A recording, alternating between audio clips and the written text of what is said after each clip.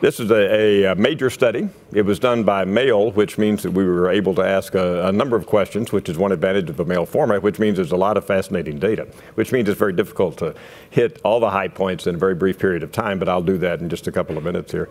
I think we had a slide, first slide, which was kind of the core of the study, which exemplifies your good news, bad news that you just mentioned just a moment ago. The public, this is the American public, does believe that the news media, that's how we defined it, is important for democracy. That's what's on the left there. You can see the critical is actually fairly big, and if you put the critical and very important together. Actually, it's not showing up here, so. Oh, I'm seeing it here, so I'm sorry. Oh, there we go.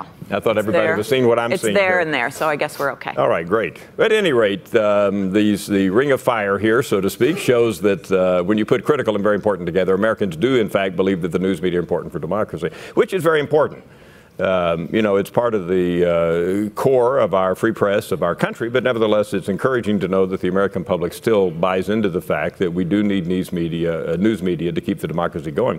The not so good news is what's on the other side, and this is not necessarily new news, and this, so to speak, but this percolates throughout the whole report, and this is when we ask Americans about the news media today, you can see a significantly more negative response, where the modal response, more than any other response, was poorly when we asked people how the news media were doing in supporting the democracy, and we have less than 30% who say that it does very well. So you juxtapose these two together, you have a public which believes in the news media, believes in its importance, but says that it has problems today in terms of supporting the democracy.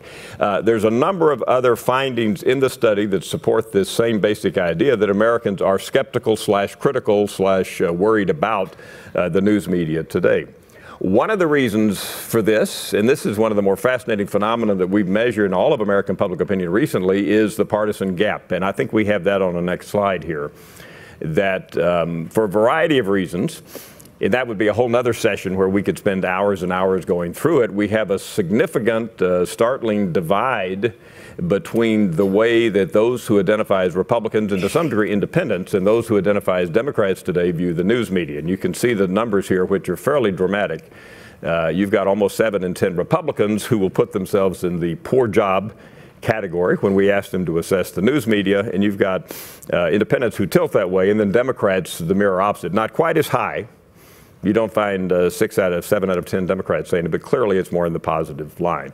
This phenomenon we have found in a number of different measures. We find polarization when we ask about the president. It's much more polarized than it has been historically.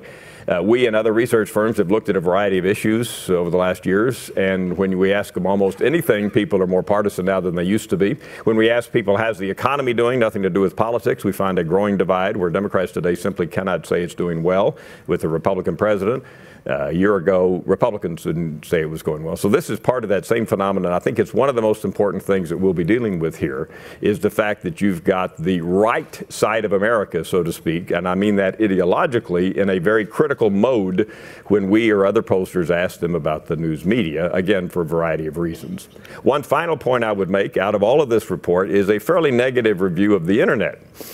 Surprisingly or interestingly, Americans are fairly positive about television news. They claim they actually get news from television news more than anywhere else.